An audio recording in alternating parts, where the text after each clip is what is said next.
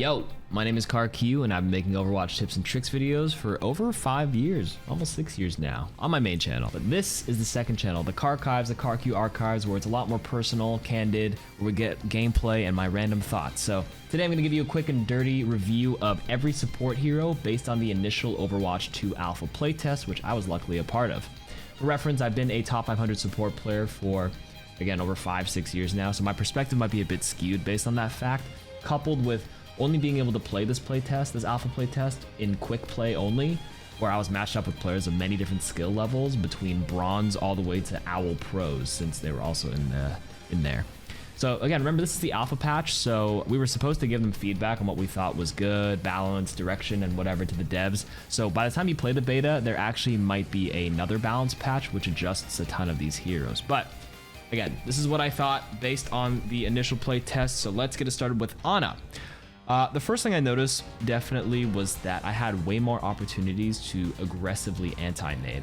I had to use the nade on myself a lot less because number one, the roll passive on support where I naturally heal 10 HP per second helps a lot. And number two, if you play Ana on offense, you get the payload healing as well, 10 HP per second. So I think in this clip on Dorado here, on attacking sides, our team is, has the advantage, but I don't have to nade myself right now because look at my health. It's just, I'm healing so much naturally. It's great. Second thing I noticed was that Ana's Sleep Dart in Overwatch 2 is inherently a lot more valuable because of the removal of the other CCs in the game, like Cassidy's Flashbang and Brig's Shield Bash stun. Sleep Dart is one of the last few standing stuns in the game, and it's necessary to help deal with enemies with channeled ultimates like Roadhog's Whole Hog, Pharah Barrage, Reaper Ult, or whatever. So you just can't chuck your Sleep Dart out as randomly or as proactively as you used to be able to if they have those ultimate threats online. The next thing I felt that was necessary for Ana was you have to actually DPS a lot more. Because remember, you receive a lot less ult charge for healing in Overwatch 2, which means the playstyle of just farming for nano boost to enable someone is kind of gone. And as we keep this gameplay up, I'm barely building up nano if you pay attention. It's like really slow. So that's definitely one big part of our playstyle that's gone. There's also just less people to heal, right? One less tank soaking up damage means you have to DPS and constantly shoot something to build that ultimate meter up. Also, to add to that DPS idea, she's actually really good at it too, surprisingly. I mean, not really surprisingly, because she's a sniper, right? It's 70 damage, no damage fall off, remember that. Unlike Ashe or Soldier, for example. So you can constantly pressure enemies, and that cannot be underestimated. And to add on to that, because you have to DPS more, you have to take high ground a lot more as well. I sound really redundant, but it sounds really obvious, but it's just, you get more, it's more important now to take high ground than ever, especially because they don't have, that second tank. They don't have a diva, for example, who can fly up and threaten you. They don't have 2 shields where, like, even if you take high ground, you're kind of useless. So here in this part of the gameplay, like, I noticed the enemy Widow is the only thing holding me back from taking this high ground up here. So my Sigma fluxes, and I just wrap around the corner and finish her off. You see the Sojourn misses her glide jump up top, so now I'm free to just shoot from up here. So what's this Mercy gonna do? Nothing. I'm gonna kill her. What's this Orisa gonna do? It's Stylosa. Hey everybody, what's going on? My name is Stylosa. No, I love Stylosa. I'm just taking a nice little jab at him. He's great. But in any case, Orisa, what is she gonna do down here? Nothing, right? I own this high ground. I'm a sniper. High ground naturally empowers me because I'm at a better angle. The angle from top down is always better than playing on flat ground and looking up. So, yeah, owned the second point. And then on Dorado third here, you can see I always made a conscious effort to constantly take the stairs up to the high ground to keep the enemies in check and make them wary of me, always threaten that high ground. And I think I even had gold damage here at one point. So all in all, I think Ana's still a great solid choice. She's less effective with like Winston, for example, because of the slower nanos, and less effective with Genji as a combo hero. And she's much more of a solo-esque hero. You don't have to even nade yourself as often because of that passive healing. So you can constantly, aggressively, offensively nade, do that 3-hit burst combo, keep your cooldowns if there are flankers to keep you alive, but you're just a solo Q hero now. So yeah. Next hero is Baptiste. I think he lost a step when compared to Overwatch 1. A lot of his playstyle in Overwatch 1 was building his amp matrix really quickly, kind of similar to Ana, but not really. But like with Bap, when you played him into double shield or with 2 stationary tanks soaking up a lot of damage, you were able to build window in like 30 seconds sometimes. But first thing I noticed when I played Bap was how slow it was. Like without that extra tank, I don't even think I had a window this entire round until literally the end. So that's a major hit to his playstyle.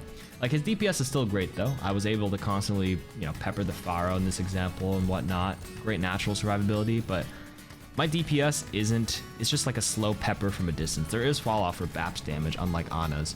And it's not burst like Ana's. So even if I land a few bullets on Pharah, if Pharah is like getting pocketed, it'll pressure her a little bit, but it won't be enough. And I just found it a lot tougher to be effective.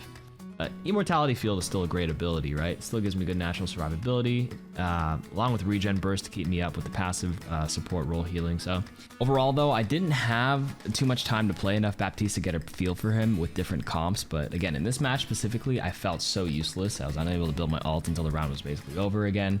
So he definitely feels like he needs to be played with a specific tank, like maybe Rhine or someone a bit more stationary who can soak a bit more damage.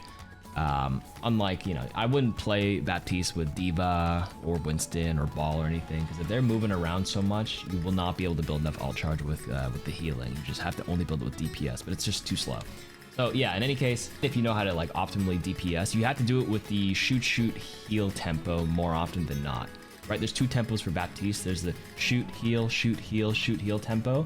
But then there's also the shoot, heal, which is higher DPS, a bit slower healing output, which seems to be more optimal. But yeah, he's still good though because of his versatility and great survivability, but he's definitely knocked down a tier compared to Overwatch 1. All right, Brig had her shield bash stun removed, but the damage increased from 5 to 50, and you can go a bit further, and along with it being able to activate her passive Inspire. And surprisingly, I would say Brig felt pretty decent. Like I was actually worried without the stun she wouldn't be as good anymore, but she's still annoyingly hard to kill with her shield up and that passive, again, constantly ticking. Like the damage with that shield bash damage plus the swing into whip shot does a lot of damage. It's like 140 or something, and those numbers might change when the beta comes out, but that decent burst, it's decent burst damage if they get up close.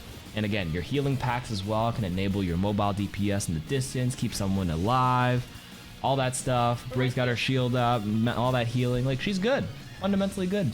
Her playstyle didn't change too much from Overwatch 1, although you can probably get away with turbo inting into squishy enemy backlines, especially if you have rally now, because you have that extra burst option. You probably should still play her as a peeling protector, like pair her with Zen, and I'm sure you guys will pop off, especially because mobile DPS heroes are really good in Overwatch 2, like Sombra and Sojourn and whatnot. But yeah, Brig's still great.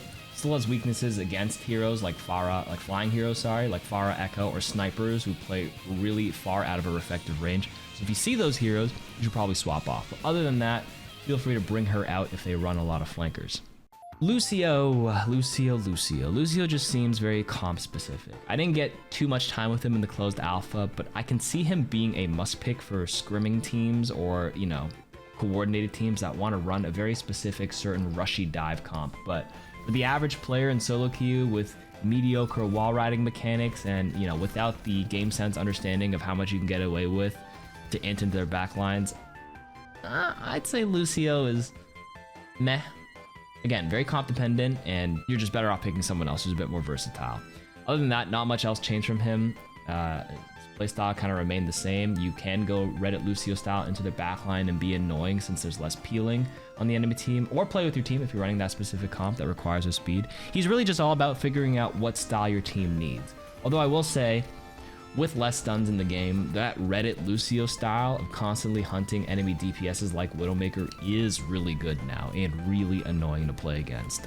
In this match, I got pummeled by this Lucio this entire round since he basically can run around unchecked. Okay, Mercy is another comp-dependent hero that you probably only should be playing if your team has a Pharah, Echo, or snipers, in my opinion. Since, again, there's less peeling, Mercy can be hunted down so easily by enemy Sombras, for example. You're basically only relying on your pistol, which only works if they make a big mistake. Again, because there's less to protect you as the Mercy, I felt that throughout this Overwatch playtest alpha, that high mobility DPS heroes were just so dominant, and you're kind of just left out to dry a lot of the times, and you're always the #1 hunted priority by the enemy. Actually, putting that into thought, I would argue it's better to stick to Mercy with flying heroes like Pharah and Echo, because that'll actually give you more options to stay out of the effective range of those enemy DPSs. But if you play Mercy with snipers like Ashe, it does mean you're going to be on the low ground a lot more often. Maybe you have to super jump a bit more to kind of get out and escape. But, you know, the more often you're on the ground, the more opportunities the enemy has to take you out. So, yeah. I also do want to point out that res naturally is better in Overwatch 2 because it gets more value in a 5v5 game because each life is worth more now. But TLDR, play Mercy with the right comp on your team. Switch off if you're being focused way too hard because you can't peel for yourself. You need help from somebody else on your team. Moira is surprisingly a pretty good pick. Like, high survivability is key in Overwatch 2 since support's got the short end of the stick with the DPS is enabled so much. Moira can be paired, you know, really nicely with Lucio in high-level coordinated play, but for the average player, less tanks means it is slower to build coalescence. You know, you're just healing one tank instead of two, so the DPS flank Moira playstyle is naturally buffed. And I think in this specific match, I tried to see how annoying I could be as the DPS flanking Moira, and I got away with a lot. Like, I had the gold damage, gold healing. I was a menace with that damage orb into the suck combo. If I was being focused, I could easily just fade out. And remember, the fade is buffed, right? So there's the tail end of the buff, being able to do that little extra hop or that extra jump.